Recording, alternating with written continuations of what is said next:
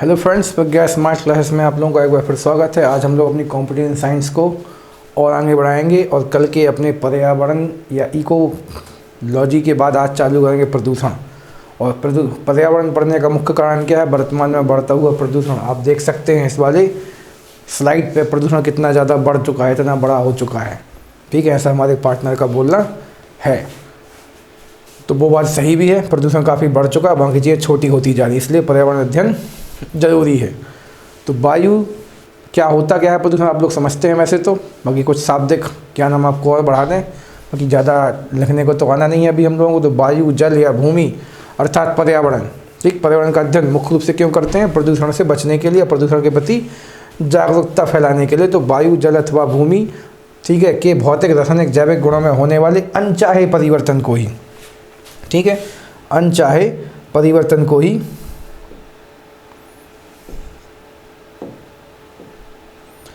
हम लोग क्या कहेंगे? अनचाहे परिवर्तन को ही हम लोग प्रदूषण कहेंगे, जो मनुष्य और अन्य जीवधारियों के लिए, सबके लिए क्या करता है? हानिकारक होता है। तो इसमें तो कुछ खास था नहीं। प्रदूषण जो मुख्यतः होते हैं उनके प्रकार भी आप लोग जानते हैं: वायु प्रदूषण, जल प्रदूषण, ध्वनि प्रदूषण, मृदा प्रदूषण, नाभिकीय प्रदूषण। तो कुछ इंपॉर्टेंट फैक्ट यहाँ से हम आपको निकाल के देंगे जिनको आप लोग ध्यान से याद रखना। जिसमें तो कुछ खास नहीं था, बस ये ध्यान देना है कि पर्यावरण का अध्ययन मुख्यतः क्यों किया जाता है? तो बढ़ते हुए प्रदूषण के कारण, जिसका मेन कारण है प्रदूषण। प्रदूषण के कारण ही आज हम लोगों का जो आसपास का पारिस्थितिक तंत्र है लगातार कुप्रभावित हो रहा है। उस कुप्रभाव से बचने के लिए, जागरूकता फैलाने के लिए हम लोगों को पर्यावरण अध्ययन कराया जाता है, जिसका मुख्य उद्देश्य है प्रदूषण को कम करना। तो सबसे पहला प्रदूषण जो सबसे ज़्यादा घातक होता है लेकिन दिखता और समझ में नहीं आता, कौन सा प्रदूषण है? तो वायु प्रदूषण। तो जब वायु प्रदूषण वायुमंडल में उपस्थित होता है और वायुमंडल के अवयवों की अनुकूलतम मात्रा में परिवर्तन आ जाता है, तब इसे वायु प्रदूषण कहते हैं। वायु प्रदूषण के संदर्भ में PM वर्ड, तो ये वाले वर्ड बहुत मिलेंगे आपको, PM, ठीक है। इसी को कभी कभी PPM भी लिखते हैं, पार्ट्स पर मिलियन, ठीक है। तो PM वर्ड का मतलब यहाँ पे क्या, जिसका मतलब है हिंदी में है कणिकीय पदार्थ, मतलब पर्टिकुलेट मैटर, ठीक है। और SPM मतलब होता है सस्पेंडेड पर्टिकुलेट मैटर। तो यहाँ पे कुछ नहीं चाहिए था। तो SPM का मतलब हिंदी में क्या, निलंबित कणीय पदार्थ, जिसके इंग्लिश में बोलेंगे आप सस्पेंडेड पर्टिकुलेट। तो इन दोनों के फुल फॉर्म आते हैं। इसको आज के समय में व्यवहारिक भाषा में लोग PPM से भी व्यक्त करने लगे हैं, खासकर अन्य प्रकार की गैसों की उपस्थिति। वायुमंडल में किसी भी चीज़ की उपस्थिति PPM में व्यक्त की जाती है, लेकिन वायु प्रदूषण को व्यक्त करने के लिए मुख्यतः किसका उपयोग करेंगे? PPM का या फिर SPM का। जो PM जो है उसका मतलब क्या, होना, मतलब कणिकीय पदार्थ, और SPM का मतलब घुले हुए पदार्थ। इस पर सस्पेंडेड मतलब क्या, घुले हुए, निलंबित, जो घुले तो होंगे लेकिन दिखेंगे, समझ में आएंगे। तो सीधी बात आपको बस ये याद रखना है कि वर्तमान में वायु प्रदूषण को नापने के लिए किन किन मात्राओं का उपयोग किया जाता है? तो PM और दूसरा हो जाएगा आपका SPM। तो ये दो वर्ड आपको ज़्यादा एग्जाम्स में देखने को मिलेंगे। तो ये आज की क्लास के आप लोगों की कीवर्ड्स कहलाएंगे, जहाँ से नंबर आपका जी आपको याद रहता है और आप परीक्षा में आने पर सही लगाएंगे तो आप काफ़ी ज़्यादा लोगों से आगे अपने आप को पाएंगे, क्योंकि कई लोगों को सही याद नहीं रहता। तो PPM के बारे में फिर से बोलना, तो PPM मतलब वायुमंडल में किसी भी चीज़ की उपस्थिति, ठीक, उसको PPM से व्यक्त करते हैं। लेकिन प्रदूषकों की उपस्थिति तो PM या फिर SPM। अब वापस आ जाते हैं, माना कि लोग समझ गए। प्रमुख वायु प्रदूषक, तो ये भी आपसे क्वेश्चन खूब बनेगा कि सभी वायु प्रदूषकों में सबसे ज़्यादा या सबसे बड़ा वायु प्रदूषक किसे मानते हैं? तो आप बोलेंगे CO को, जिसको गलघोंटू गैस या थ्रॉटलिंग गैस भी कहते हैं।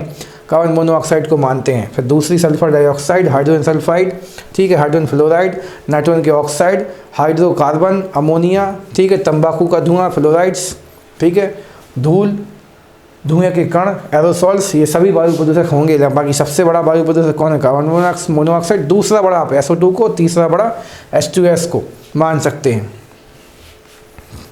ठीक है। तो आगे बढ़ना जारी रखते हैं। वायु प्रदूषकों की और बात करें तो हम लोग जैसे कि देखेंगे एस्बेस्टस, जो कि एक रेशेदार खनिज है, आप लोग MP में भी पढ़ते हैं, इसको झाबुआ में मिलता है हम लोग यहाँ मुख्य रूप से। तो एस्बेस्टस यदि धूल वायुमंडल में घुली रहेगी, उसमें हम लोग सांस ले लेंगे तो हम लोग का फेफड़ा खूब प्रभावित हो जाएगा, ठीक है। सीसा मतलब लेड होता है, ठीक है, सीसा मतलब लेड भी होता है, PB जिसका संकेत आप लोग याद किए बैठे हैं। तो सीसा या लेड, उधर मतलब पेट, और पेट में मुख्य रूप से हम लोगों का है तो आमाशय मतलब स्टोमक, और छोटी आंत स्मॉल इंटेस्टाइन प्रभावित हो सकती हैं यदि हमने शीशे युक्त हवा में सांस ले ली। तो पारा जो है रक्त धाराओं को, मतलब हम लोगों के ब्लड सर्कुलेशन को प्रभावित कर सकता है। कार्बन मोनोऑक्साइड मस्तिष्क को सीधे जाकर प्रभावित करती है। ठीक है, कार्बन मोनोऑक्साइड जो है थी हमारे इस रक्त में प्रवेश कर गई तो किसको यानी फेफड़ों के माध्यम से रक्त में प्रवेश करके मस्तिष्क को प्रभावित करेगी और क्या बनाती, कार्बोक्सी हीमोग्लोबिन। ये क्वेश्चन भी खूब चल रहा है आजकल एग्जाम्स में। तो कार्बन मोनोऑक्साइड जो है रक्त में घुलकर क्या बनाती है, तो आप बोलेंगे कार्बोक्सी हीमोग्लोबिन बनाती है।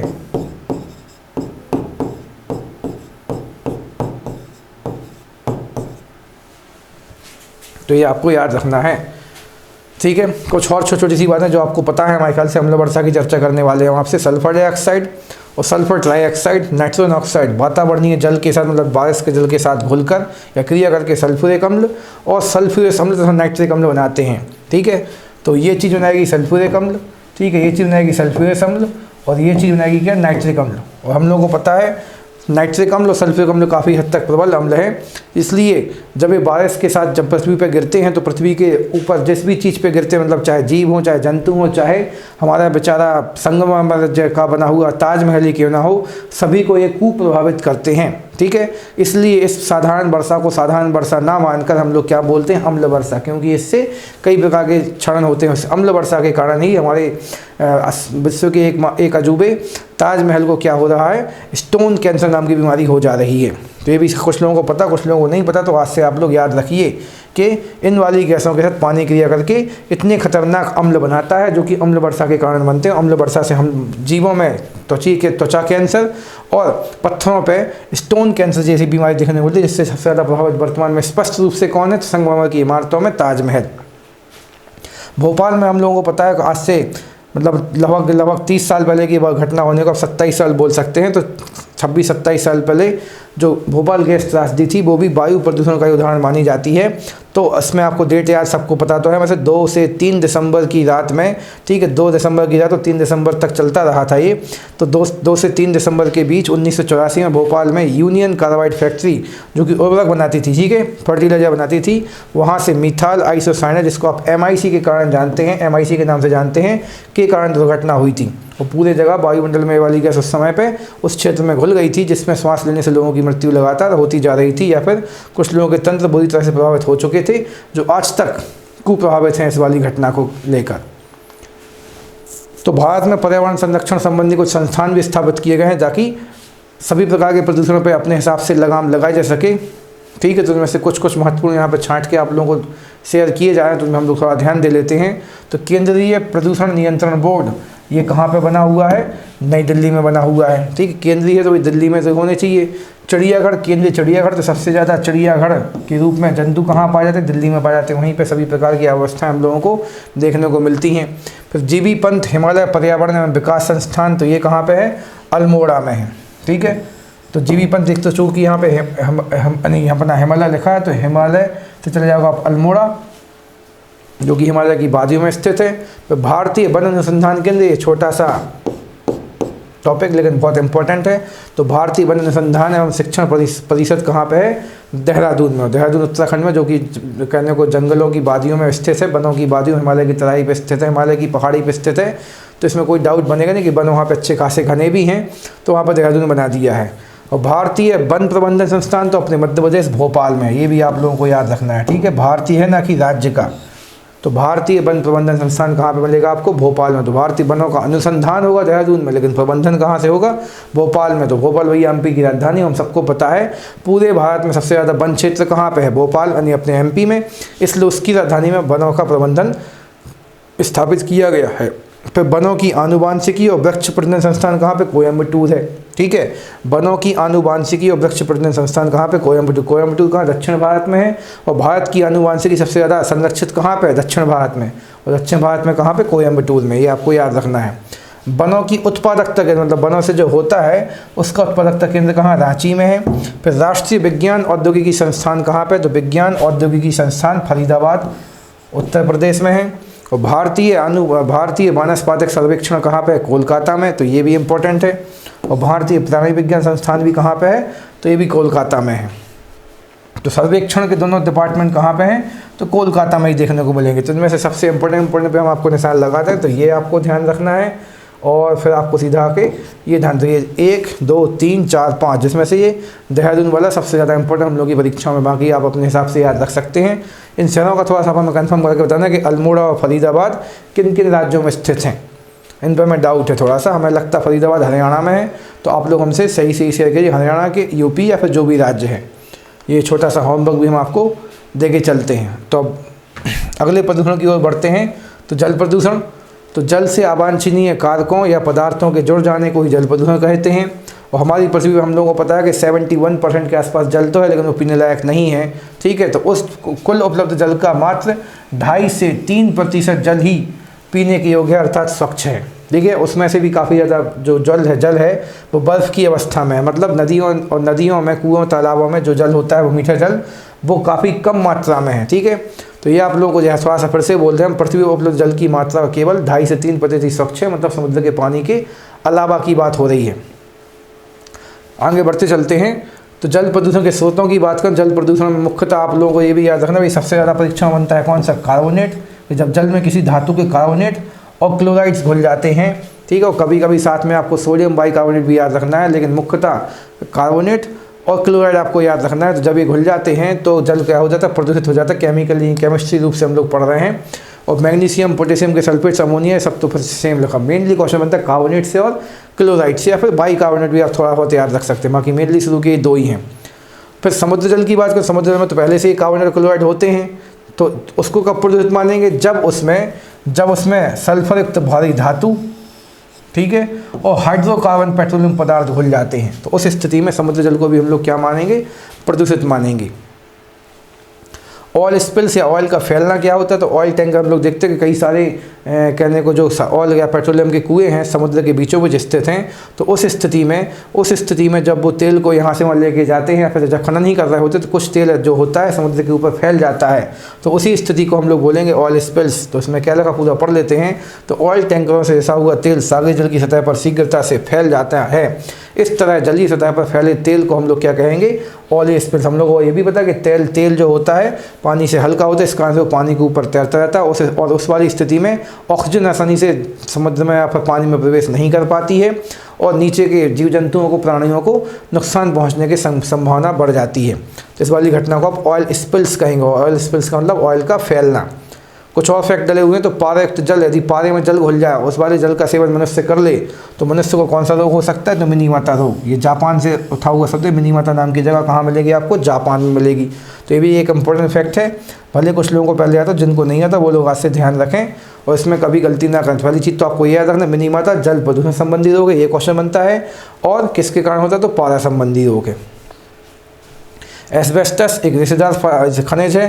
तो एस्बेस्टस के रेशे यदि अब पीछे हमने वायु में के द्वारा माध्यम से फेफड़ों में प्रवेश कराए थे, ठीक है, और यहाँ पे तो पेट को ख़राब कर रहा था। तो यहाँ पे यदि एस्बेस्टस रेशों से युक्त जल का यदि हम लोग सेवन करेंगे तो व्यक्तियों को कौन सा रोग हो सकता है, मनुष्य को कौन सा रोग हो सकता है, तो एस्बेस्टोसिस या फिर एस्बेस्टोसिस। इस एस्बेस्टस से ही बना हुआ है वो, उसने एस को वहाँ पर अस कर दिया है, तो कोई खास नई बात नहीं है, ठीक है। अगला फैक्ट आपको क्या था, नदियों का जल भी आजकल प्रदूषित माना जा रहा है। जैसे हमने भारत की नर्मदा नदी है ना, नर्मदा नदी, यमुना नदी, मोस्टली नदियाँ भी आजकल बड़ी बड़ी नदियाँ भी प्रदूषित हो चुकी हैं। सो यमुना में पहले बोल रहा था, नर्मदा मुँह से निकल गया पहले, तो यमुना, बेतवा सभी प्रदूषित नदियों की कैटेगरी में आती हैं, ठीक है। तो नदियों में जल प्रदूषण की माप ऑक्सीजन की घुली हुई मात्रा से ही करते हैं कि उस वाले पानी में कितनी ऑक्सीजन बची हुई है, ठीक है। तो इस वाली घटना से आप लोग अनुमान लगाएंगे कि नदी का जल कितना अच्छा है, कितना ख़राब है, ना कि उसको देख के कि कितना गंदा दिख रहा है, ना कि कितना साफ दिख रहा है। मेन तो उसके अंदर की हमें क्या निकालनी है, ऑक्सीजन की मात्रा, जिसको आप लैक्टोमीटर जैसे हाइड्रोमीटर से नाप सकते हैं, घनत्व मापी से नाप सकते हैं। अगली बात करते हैं हम लोग ध्वनि प्रदूषण की। तो ध्वनि प्रदूषण क्या होता है, जैसे यदि हम ही आप लोगों को तेज़ तेज़ आवाज़ में पढ़ करके पढ़ा रहे या शेयर कर रहे हैं, तो ये भी एक प्रकार का ध्वनि प्रदूषण माना जाएगा। मतलब वातावरण के चारों फैली कोई भी अनिच्छित और अवांछित ध्वनि को ही हम लोग क्या कहते हैं, ध्वनि प्रदूषण कहते हैं। ध्वनि प्रदूषण के स्रोत में आप ये नहीं बोल सकते कि गाड़ियों का चलना है ना, लाउड स्पीकर्स का बजना, तो ऐसी कोई भी आवाज़ जो ऊंचे स्वर की हो या शोर के रूप में जानी जाती है, उसे हम लोग ध्वनि प्रदूषण कहेंगे। चाहे कोई तेज़ बात ही क्यों ना कर रहा, उसको भी ध्वनि प्रदूषण मानेंगे, ठीक है। किसी एक व्यक्ति के लिए कोई ध्वनि अच्छी लगती है, दूसरे के लिए ध्वनि प्रदूषण का काम भी कर सकती है, ठीक है। इसमें कुछ खास नहीं था। अच्छा, बस एक चीज़ हम यहाँ पर ये लिख देते, ध्वनि प्रदूषण के कारण मनुष्य का CNS मतलब सेंट्रल नर्वस सिस्टम अर्थात मुख्य रूप से क्या मस्तिष्क प्रभावित होता है। ये यदि सब लोगों को नहीं होता तो आज से याद रख लें कि ध्वनि प्रदूषण से हम लोगों का मस्तिष्क या फिर CNS सेंट्रल नर्वस सिस्टम केंद्रीय तंत्रिका तंत्र प्रभावित होता है। ये फैक्ट हमने आपसे शेयर कर दिया ताकि आपको लगे कुछ तो हमने नया पढ़ाया, नहीं तो थोड़ा सा बोरिंग टॉपिक चल रहा था। आगे चलते हैं। मृदा प्रदूषण, मिट्टी भी आजकल काफ़ी ज़्यादा प्रदूषित होती जा रही है। हम लोग देख रहे हैं इस प्रकार से मिट्टी में तो दलदल बनती जा रही है। मिट्टी के ऊपर हम लोग यहाँ वहाँ कचरे का ढेर लगा देते हैं, जिससे मृदा जो है उसमें कई प्रकार के विषाक्त चीज़ों का या फिर विषाक्त तत्वों का अपने आप ही प्रादुर्भाव हो जाता है, जो कि मृदा प्रदूषण कहलाएगा। तो भूमि का विकृत रूप मृदा प्रदूषण कहलाता है। ठीक है। मृदा प्रदूषण के स्रोत क्या है? अम्लीय वर्षा, खानों से प्राप्त जल, उर्वरकों, कीटनाशक, मतलब किसी प्रकार की अवांछनीय चीज़ यदि हम लोग मृदा के संपर्क में लगातार लंबे समय तक छोड़ देते हैं तो उससे मृदा प्रदूषित हो जाती है। ठीक। खुले खेतों में मल विसर्जन वगैरह भी किसका उदाहरण है? मृदा प्रदूषण का उदाहरण, साथ में वायु प्रदूषण का उदाहरण भी माना जाएगा। तो उसमें कुछ खास नहीं था, इसलिए आगे बढ़ना हमने ज़्यादा सही समझा। और मृदा प्रदूषण से भी काफ़ी सारी बीमारियाँ देखने को मिलेगी। उससे दूषित मृदा में उत्पन्न कहने को चीज़ों का यदि हम लोग सेवन करेंगे तो बीमारियां हो सकती हैं। अब बात आती है नाभिकीय प्रदूषण की, न्यूक्लियर पॉल्यूशन की। तो ये भी एक नया मुद्दा बन के हो रहा है कि जितनी इसकी अच्छी बात है उतनी साथ में कुछ कुछ बुरी बातें भी देखने को मिल रही हैं। तो यह प्रदूषण रेडियो एक्टिव किरणों से उत्पन्न होता है। रेडियो एक्टिव प्रदूषण के निम्न स्रोत हो सकते हैं। आप चिकित्सा में इसका उपयोग कर सकते हो। ठीक है। बहुत सारी जगहों पर इसका उपयोग हो रहा है। ठीक। चिकित्सा में उपयोग होने वाली किरणों से प्राप्त किया, आपने एक बीमारी को तो ठीक करा लिया, लेकिन जब वो विकिरण जो अपनी नाभि की विकिरण थी हमारे शरीर में प्रवेश की और अंदर की कोशिकाओं और ऊतकों को नुकसान पहुंचा, तो ये बाहर निकल गई, तो एक नई बीमारी बनने के चांस हो सकते हैं। ठीक है। परमाणु भट्टियों में प्रयुक्त होने वाली ईंधन से उत्पन्न, परमाणु भट्टी मतलब वही नाभि के विखंडन वाला। फिर नाभि की शस्त्र मतलब नाभि की हथियार हम लोग भारत ने खूब सारे बना लिए हैं, खासकर अपनी कौन सी अग्नि मिसाइल, वो सारी की सारी नाभि के प्रकार की मिसाइल हैं, नाभि की तकनीक वाली। परमाणु बिजली घर। ठीक है। इनसे भी जो अवशिष्ट पदार्थ निकलते हैं उसमें भी रेडियोएक्टिव किरणें हो सकती हैं, होती हैं, जो कि प्रदूषण फैलाएंगे। शोध कार्यों में प्रयुक्त रेडियोधर्मी पदार्थों से उत्पन्न प्रदूषण, शोध कार्यों में प्रयुक्त रेडियोधर्मी पदार्थों से उत्पन्न प्रदूषण। सूर्य की परावैंगनी किरणों से उत्पन्न प्रदूषण। ठीक है। तो जहाँ जहाँ से भी आपको नाभिकीय किरणें मिलेंगी उन सबसे हम लोग प्रदूषण मान सकते हैं। ये वाला फैक्ट थोड़ा सा नया रहेगा आप लोगों के लिए, तो इसको थोड़ा सा यहीं पर जोड़ लें कि सूर्य की परावैंगनी किरणें जो हैं वो भी किस प्रदूषण के तहत आती हैं? तो नाभिकीय प्रदूषण के तहत आती हैं। अब नाभिकीय प्रदूषण को इतना ज़्यादा खतरनाक क्यों माना जाता है? क्योंकि इसके दो एग्जाम्पल मुख्य रूप से हम लोग देखें, ऐसे कई हो चुके हैं, वैसे तो गिनती में तो कई नहीं बोलना चाहिए, कुछ से ज़्यादा हो चुके हैं, लेकिन दो जो बहुत ज़्यादा उल्लेखनीय हैं, जिसमें से एक उल्लेखनीय घटना कौन सी? अमेरिका में 28 मार्च 1989 को, गलत बोले 79 को, 79 को, 28 मार्च 1979 ईस्वी को 3 माइल आइलैंड, ठीक है, 3 माइल आइलैंड रिएक्टर में एक भीषण दुर्घटना हुई थी और काफ़ी ज़्यादा लोग प्रभावित हुए थे और पूरा जो रिएक्टर था, संयंत्र था, क्षतिग्रस्त हो गया था और काफ़ी समय तक लोग इससे दुष्प्रभावित पाए जाते हैं अभी भी तक। ठीक है। तो एक आपको भैया याद है 3 माइल आइलैंड कहाँ पे? अमेरिका में स्थित है, अमेरिका और कनाडा की सीमा पे स्थित है। ठीक है। इसी प्रकार की और ज़्यादा बड़ी घटना, रिएक्टरों में होने वाली दुर्घटनाओं में सबसे अधिक हानिकारक और भीषण दुर्घटना कैसे मानते हैं? 26 अप्रैल 1986 को, जिसका तो सन ज़्यादा आता है तो आपको 1986 याद रखना है। यूक्रेन, जो कि उस समय किस में आता था? रूस में आता था, USSR में आता था, रसिया में यानी कहने को सोवियत संघ में आता था। तो उस वाले एरिया में यूक्रेन के चेरनोबिल स्थित रिएक्टर में घटी थी, तो उसका नाम ही चलता चेरनोबिल त्रासदी। ठीक है। तो चेरनोबिल त्रासदी में भी जो नाभिकीय रिएक्टर संबंधित था, यहाँ पे अचानक से अपने रेडियो एक्टर में धमाका हो गया। क्यों हो गया? क्योंकि उसकी ऊपर की छत गल चुकी थी। ठीक है। तो 3 माइल आइलैंड अमेरिका वाला 1979 का है और चेरनोबिल वाला यूक्रेन का 1986 का है। ये दोनों परमाणु रिएक्टर की घटनाएं दुनिया को आज तक याद है। इसके बाद हम लोग जापान का फुकुशिमा आइलैंड वगैरह वाला भी पढ़ा था। तो ये सारी भी नई नई घटना, लेकिन ये पुरानी हैं और काफ़ी बड़ी भी थी, जिनसे लोग आज तक आनुवांशिकी रोगों से ग्रसित पाए जा रहे हैं। ठीक है। तो इन चीज़ों को आप लोगों को याद रखना है। तो हमने कुछ ही इंपॉर्टेंट चीज़ें आज आप लोगों से शेयर की। छोटा सा प्यारा सा नन्हा सा वीडियो है जिसमें आप लोग 10 से 15 मिनट में आसानी से 2-5 नंबर कमाने लायक पढ़ाई कर सकते हैं। तो उनको आप लोग रिवाइज कीजिए। कुछ यदि हमने इंपॉर्टेंट फैक्ट छोड़े तो आप हमसे शेयर कीजिए और यदि कुछ समझ में नहीं आया तो भी आप हमसे कमेंट बॉक्स में संपर्क कीजिए, आप हमारे कॉन्टैक्ट नंबर पर हमसे संपर्क कीजिए। तो आज की क्लास फिलहाल समाप्त करते हैं। कल से हम लोग अपने ईजी और इम्पोर्टेंट टॉपिक चालू करेंगे, जंतु विज्ञान या जूलॉजी, जिसमें हम लोग अब काफ़ी इंपॉर्टेंट चीज़ें पढ़ने वाले, जिसमें हम लोग अब धीरे धीरे हम लोग अपने मानव विज्ञान की ओर बढ़ेंगे, जिससे सबसे ज़्यादा क्वेश्चन पूछे जाते हैं। इसलिए हमने स्पीड अभी तक ज़्यादा कर रखी है। तो फिलहाल अब ठीक है, बातें ख़त्म करते हैं, कल मिलेंगे। Thank you, best of luck. And good bye.